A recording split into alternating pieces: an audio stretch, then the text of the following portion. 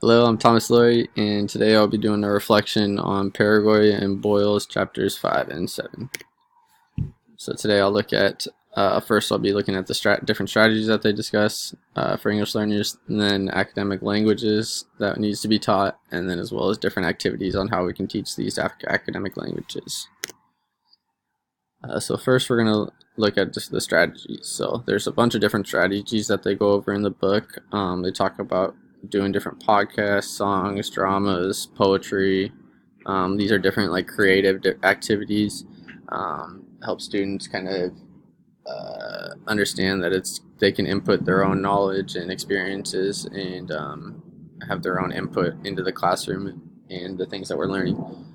Show and tells are also good to kind of bring in their own background experiences too as well, where a student can bring in something that's valuable to them and then tell about the class, and then they use their language to describe it, and allows people to get insight into them as a person. One looks and one doesn't is kind of a good way to be creative too as well. It allows like art to enter into the classroom where one student kind of describes a picture to another student who can't see the image, and then they have to draw it out. So it's a good way to have students kind of communicate with each other. Wordless books and book stories are also good too as well. It kind of allows students to kind of see an image and then tell their own story with the images. It's kind of same thing goes with the recording and dubbing TV. It's just a TV series versus a book, so like you could do, and you can allow for a bunch of different learning styles and things that people are interested in. So like Sports Center, if they're more sports oriented, or The Office, if there's something more comedy, they're into more comedy, or Keeping Up with the Kardashians or whatever you want to kind of go into, you could do that. So it allows different interests to enter into education, which is I think good. And then choral reading, and then riddles and jokes. I love jokes just to keep the class light and keep kids interested that way. So academic language is also something very important that we need to teach English learners, and it kind of just goes into the different sections of learning. So or that we learn in school. I'm blanking on the word that I want to use right now, but so like there's social science, mathematics, and education. So like social science, they use a lot of the times like define, gathering, analyzing, summarizing. So we need to teach students what those words mean, especially in the context that they're being used in. Same thing kind of with the features of science, hypothesizing, observing, classifying, comparing.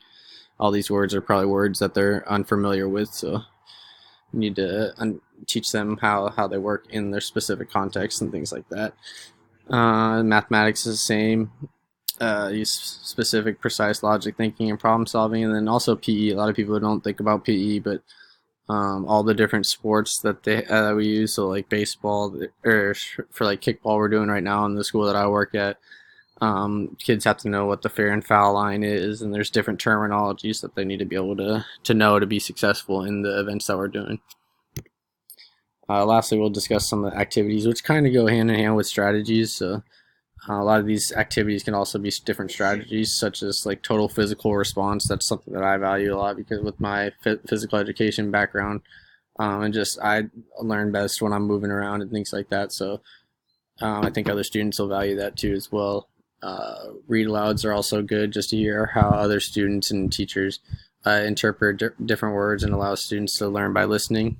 Word cards too can be valuable, as well as word wall dictionary, working with idioms, word wheels, word vocabulary. But the thing that I find that we should encourage more students to do is working with vocabulary journals. Just write down if they don't understand a word, and then that way they can go back and learn that word.